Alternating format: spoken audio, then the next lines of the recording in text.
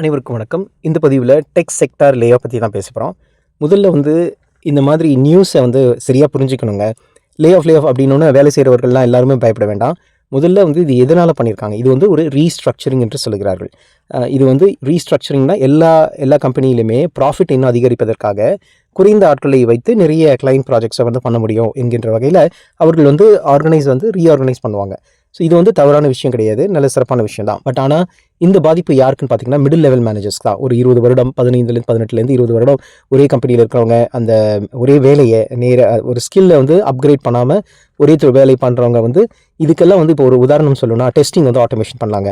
அதுக்கு முன்னாடியெல்லாம் டெஸ்டிங்கை ஒரு 6 மாதம் காலமாகும். எல்லா ஸ்கிரிப்ட்ஸ் எல்லாம் எக்ஸிக்யூட் பண்ணணும், ஒவ்வொரு டெஸ்ட் சினாரியோவை அவங்க ரன் பண்ணி பார்ப்பாங்க. இப்போ இதெல்லாம் ஆட்டோமேஷன் பண்ணிட்டாங்க. அப்போது ஆட்கள் 4 பேர் பண்ண வேலையை 2 பேர் பண்ணக்கூடிய அளவில் வந்துருக்குது.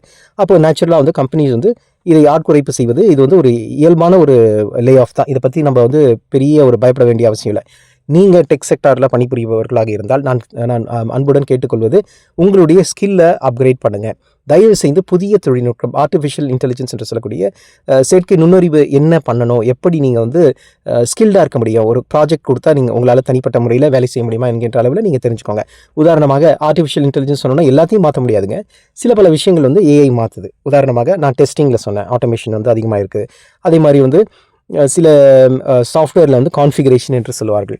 ஒரு கஸ்டமருடைய ப்ராஜெக்ட்டுக்கு தேவையான ஒரு தொழில்நுட்பம், ஒரு சாஃப்ட்வேர் வேணும். அதுக்கு நிறைய கோடிங் பண்ண வேண்டியதாக இருந்தது ஒரு 20 வருடத்துக்கு முன்பு. இப்போ யாரும் கோடிங்லாம் அவ்வளோ பண்ணுறதில்ல. இப்போ ஒரு ஜோஹோ போன்ற ஒரு அப்ளிகேஷன் யூஸ் பண்ணி உங்களால் ஒரு பேரோல் சிஸ்டம் டெவலப் பண்ண முடியும். அப்போது தொழில்நுட்பம் மாறிக்கொண்டே தான் இருக்கின்றன. இப்போ வருங்கால தொழில்நுட்பம் என்னவாக இருக்கும் என்றால் டேட்டா சயின்ஸ் என்று சொல்லக்கூடிய அளவில் இருக்கும். ஒரு டேட்டா எப்படி அனலைஸ் பண்ணுறது என்ற அளவில் இருக்கும். இதற்கான தொழில்நுட்பத்தை நீங்கள் கொஞ்சம் சர்டிஃபிகேஷன் வாங்கிக்கோங்க. என்ன நடக்குது டெக் செக்டரில் என்று பார்த்துக்கொள்ளுங்க. வேலையில் இருந்து கொண்டே ஒரு பார்ட் டைம் படிங்க. இன்ஜினியரிங்க்கெலாம் இப்போ அவ்வளோ மதிப்பு இல்லை. அதனால் நீங்கள் உங்களை ஸ்கில் எப்படி பண்ணுறது, டேட்டா சயின்ஸு, அனலிட்டிக்ஸு, ஆர்டிஃபிஷியல் இன்டெலிஜென்ஸில் மெஷின் லேர்னிங் சொல்லுவாங்க, அல்காரிதம் எப்படி பில்ட் பண்ணுறது, இது மாதிரி ப்ரோக்ராமிங்கில் இருக்கிறவங்க நீங்கள் டெவலப் பண்ணிக்கலாம். சீனியர் லெவலில் இருக்கவங்க ஆர்கிடெக்சர், இந்த மாதிரி சிஸ்டம் ஆர்கிடெக்சர், இப்படியெல்லாம் ஒரு தொழில்நுட்பத்தை படிங்க. இந்த பதிவு உங்களுக்கு பிடித்திருந்தால், இதை பற்றி நிறைய பேசணும் அப்படிங்கிறது உங்களுக்கு விருப்பமாக இருந்தால் தயவு செய்து லைக் பண்ணுங்கள், கமெண்ட் பண்ணுங்கள், ஷேர் பண்ணுங்கள். உங்களுக்கு தேவையான பதிவு கேள்வி கேளுங்க. நான் அதுக்கான என்னுடைய அனுபவத்தை வைத்து நான் உங்களுக்கு அதோட பதில் அளிக்கிறேன். 25 வருடமாக நான் ஐடி துறையில் பணிபுரிஞ்சு கொண்டிருக்கிறேன். ஒரு மேலாளர் பதிவாக இருக்கிறேன்.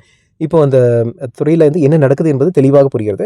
முன்னம் இருந்த ஒவ்வொரு டெக்னாலஜி ஒரு ஷிஃப்ட்டு, ஒரு காலகட்டத்திற்கு பிறகு ஷிஃப்ட் ஆகும். அது ஒரு குவைட் நேச்சுரல் டிரான்ஸ்ஃபர்மேஷன் என்று சொல்வார்கள். அதாவது முன்னெல்லாம் கம்ப்யூட்டர்ஸ் மெயின் ஃப்ரேம் கம்ப்யூட்டர்ஸ்னு சொல்லுவாங்க. ஒரு பெரிய ஒரு வீடு அளவுக்கு இருக்கும். ஒரு 60-40 ஸ்பேஸில் வீடு கட்டிங்க எப்படி இருக்கும், அந்த மாதிரி சர்வர்லேருந்து வேறு சர்வர் மாறிச்சுங்க. இப்போ க்ளவுட் சர்வர் என்று சொல்லக்கூடிய நீங்கள் பார்க்கவே முடியாத இடத்துல உங்களுடைய டேட்டா பேசஸ்லாம் ஹோஸ்ட் பண்ணியிருக்காங்க. அப்படி இருக்கும்போது உங்களுடைய நாலேஜ் அதை சார்ந்த நாலேஜாக இருக்கணும்.